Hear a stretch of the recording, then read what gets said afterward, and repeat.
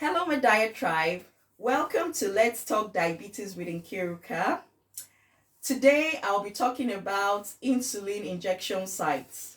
We all know that if you inject insulin on a regular basis, you will just need to rotate those injection sites.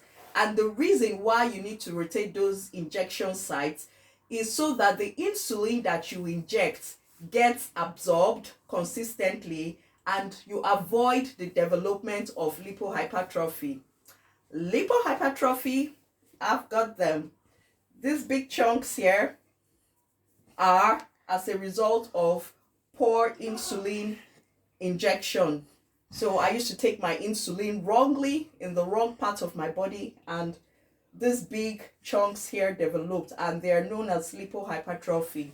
In my next video, I'm going to be talking more about lipohypertrophy and how you can avoid developing lipohypertrophy. Now, back to the insulin injection sites. Next question will be, which areas of the body can you inject insulin? But before I go into that, point of note is that insulin is injected into parts of the body that have a decent layer of fat. For example, your abdomen, your outer upper arms, the sides of your thigh, and the sides of your buttocks. And note that some of these body parts that I have just mentioned absorb insulin either quicker or slower. And the quickest absorption site is the abdomen, followed by your upper outer arm, your thighs, and then your buttock. So to have consistent absorption of insulin, it has to be a good idea to inject the short-acting insulin into your abdomen and the long-acting insulin into your thigh and your buttock.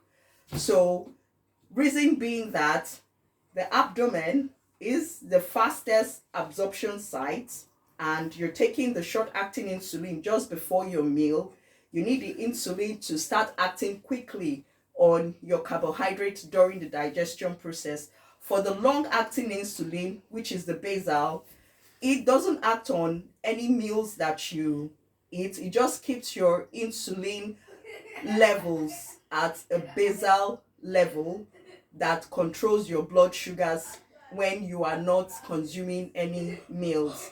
So what I do as a person living with diabetes and as a person who takes both the long-acting and the short-acting, in brackets or in quotes, multiple insulin injections to avoid the development of lipohypertrophy, when I'm doing my mealtime insulin, I mostly use my abdomen. So what I do is I draw an imaginary line from the top to the bottom and across, and that gives me 4 quadrants.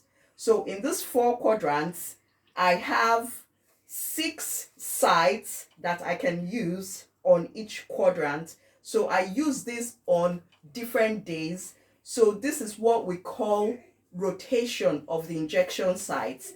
And when I have run out of space on my abdomen, I go now to my outer upper arm for my mealtime insulin, draw my imaginary line, and give myself 4 quadrants and do all my insulins for the next 4 days on that arm.